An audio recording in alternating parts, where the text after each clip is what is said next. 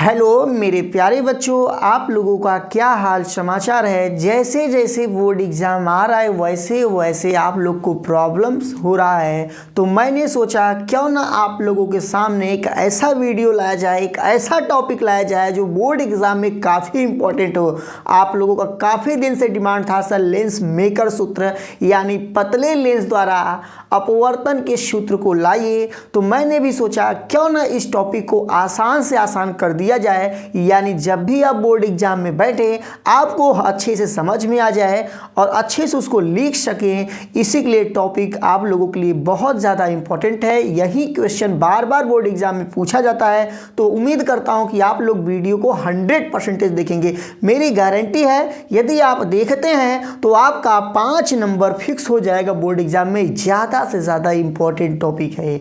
तो हम शुरुआत करेंगे।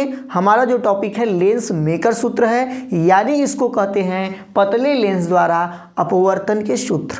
सबसे पहले आप लोगों के सामने एक डायग्राम बनाए हैं, सैंपल सा डायग्राम है और इसके बारे में यहाँ पर लिखे हैं। उसके बाद हम लोग इसका निगमन करेंगे। पतले लेंस द्वारा अपवर्तन का सूत्र क्या होता है उसको हम लोग समझेंगे। तो देखिए, सबसे पहले यहाँ पर मैं एक पतला लेंस लिया हूँ, पतला लेंस ले लिया हूँ।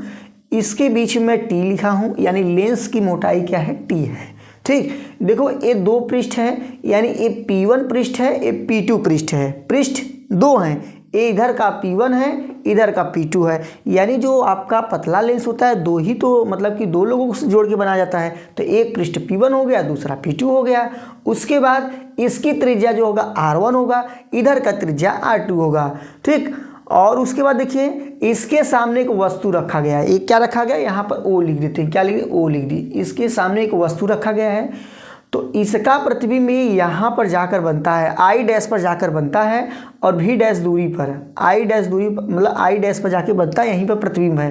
तो ये वाला जो है ना, ये वाला इसको वस्तु समझ के फिर से इसका प्रतिबिंब यहाँ बना लेता है। यही सब मैटर यहाँ पर लिखा गया है, हम लोग इसको समझेंगे।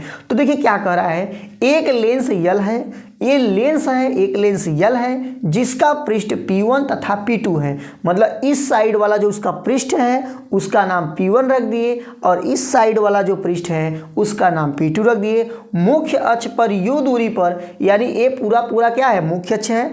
मुख्य अक्ष के U दूरी पर, देखिए यहाँ पे U लिखा है ना, U दूरी पर एक वस्तु है जो O है, यानी O क्या है, वस्तु है जिसका P1 से, यानी P1 से मतलब यहाँ से P1 से V डैश दूरी पर I डैश प्रतिबिंब बनता है। यानी V डैश मतलब यहाँ से लेकर यहाँ तक की दूरी क्या है, V डैश है, और कहाँ बनता है, I डैश पर प्रतिबिंब बनता है। उसके आगे का क्या कह रहा है, I डैश दूसरे पृष्ठ पर आभासी वस्तु का कार्य करता है। आभासी वस्तु का काम करता है जिसका प्रतिबिंब देखिए यहाँ पर बनाया गया है, यहाँ पर यानी I पर बना दिया गया है। इसी को हम लोग समझेंगे। इसी बात को हम लोग जो चित्र में बनाए हैं, जो चित्र में समझे हैं, इसको हम ऐसे लिख कर आगे बढ़ेंगे। पहले हम लिखेंगे पहले पृष्ठ के लिए, पहले पृष्ठ के लिए अपवर्तन का सूत्र लिखेंगे। अपवर्तन का सूत्र लिखेंगे।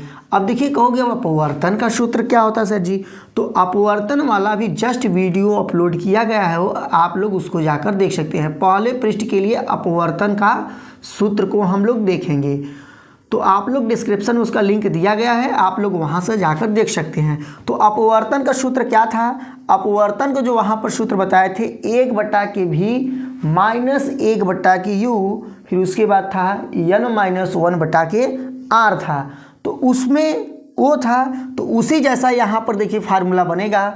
यहाँ पर आप लोग देखिए, यहाँ पर लिखा गया पहले पृष्ठ के लिए अपवर्तन का सूत्र। देखिए पहले पृष्ठ के लिए अपवर्तन का सूत्र था N/V माइनस 1/Q बराबर N-1/R था। बट इसमें थोड़ा सा चेंज ये होगा ना, इसमें जो यहाँ से V दूरी नहीं है, V0 दूरी है। मतलब इस पृष्ठ से यहाँ की दूरी देखिए V0 है, तो मैं यहाँ पर ऐसे डैश लगा दो, मतलब कामा लगा दो, V पर उस पर लगा दिए। फिर उसके बाद क्या है, और यहाँ पर दूरी तो U है, यहाँ पर R1 लगा देंगे। R1 क्यों लगाए हैं, क्योंकि पहले पृष्ठ के लिए अपवर्तन का सूत्र है। इसी प्रकार से हम लोग लिखेंगे दूसरे पृष्ठ के लिए अपवर्तन का सूत्र, अपवर्तन का सूत्र हम लोग लिखेंगे।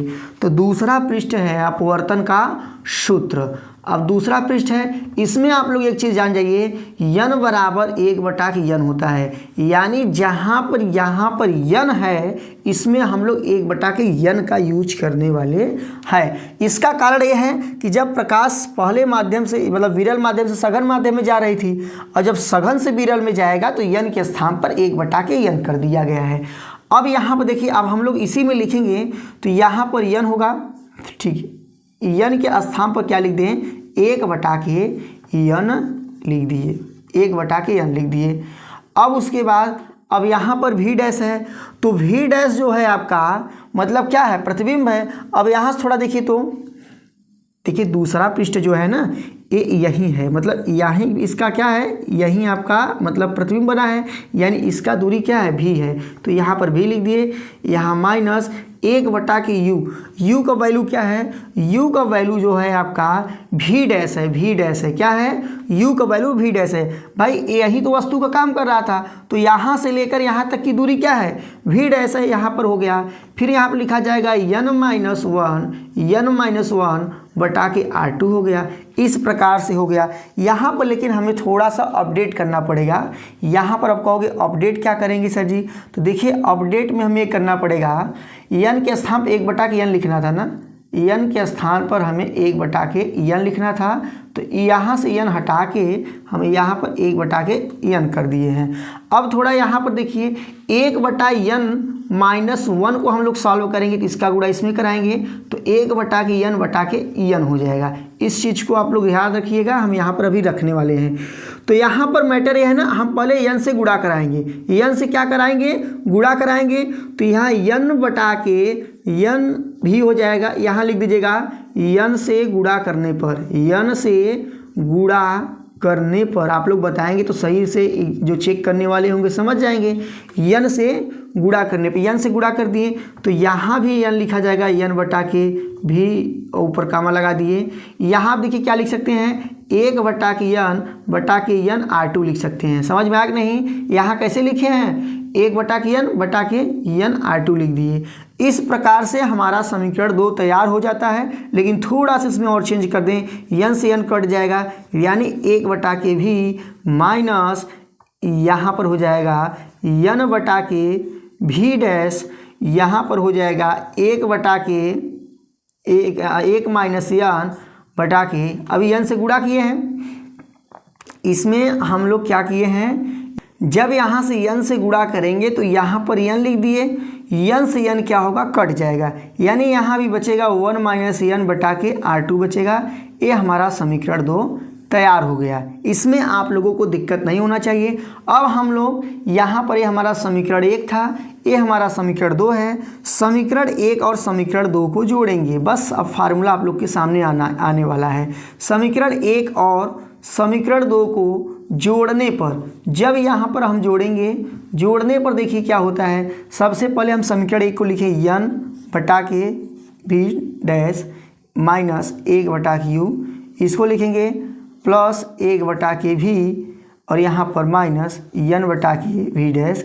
यहाँ देखिए सेम मैच हो रहा है, कट जाएगा। अब थोड़ा इस साइड का भी वैल्यू लिख लें, क्या है, n-1/r1 है, यहाँ पर है आपका प्लस 1 - n/r2 है। इसी को थोड़ा भी हम लोग सही से कर देंगे तो हो जाएगा।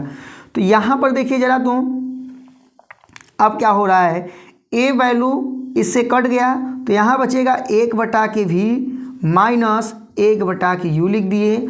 अब यहाँ पर देखिए हम क्या कर सकते हैं, इसी को थोड़ा सा सही, जैसे 1 - n है तो हम -n + 1 पहले लिख सकते हैं, माइनस कामन लेंगे तो यहाँ पर n-1 हो जाएगा, यानी मैं यहाँ पर माइनस करके इसको सही कर सकता हूँ। तो यानी n-1/r1 यहाँ माइनस n-1/r2 हो जाएगा। अब ऐसे कंडीशन में हम n1 को चाहे कामन ले लें तो यहाँ 1/v माइनस 1/u बराबर n-1 कामन ले लिए, यहाँ बचेगा 1 - r1 माइनस 1/r2 हो जाएगा, यानी 1/v माइनस 1/u बराबर n-1 1/R1 माइनस 1/R2 हो जाएगा। ये आपका जो फार्मूला है ये आपका लेंस मेकर सूत्र भी कहते हैं या पतले लेंस द्वारा अपवर्तन के सूत्र भी आप लोग कह सकते हैं। यहाँ पर एक फार्मूला और बन जाता है कि यदि u का वैल्यू इन्फिनिटी कर दे यानी अनंत कर देंगे तो जो उसका प्रतिबिंब बनने वाला होता है यानी कहें v बराबर आपका EF हो जाएगा। क्या हो जाएगा? EF हो जाएगा, क्योंकि जब अनंत पर रखेंगे तो उसका जो प्रतिबिंब बनेगा वो किस पर बनेगा? फोकस पर बनता है। तो इसी फार्मूले में हम लोग अपडेट कर सकते हैं। जैसे u क्या होगा? ख़त्म हो जाएगा। v के स्थान पर क्या लिख सकते हैं? 1/F लिख सकते हैं। 1/F, v के स्थान पर 1/F लिख दिए, यहाँ पर n-1 कर दिए, बाकी यहाँ का जो कहते हो फार्मूला उतार दिए। यानी कहने का मतलब है कि इसका फार्मूला ये भी बताया जा सकता है 1/F बराबर n-1 ब्रैकेट में 1/R1 माइनस 1/R2।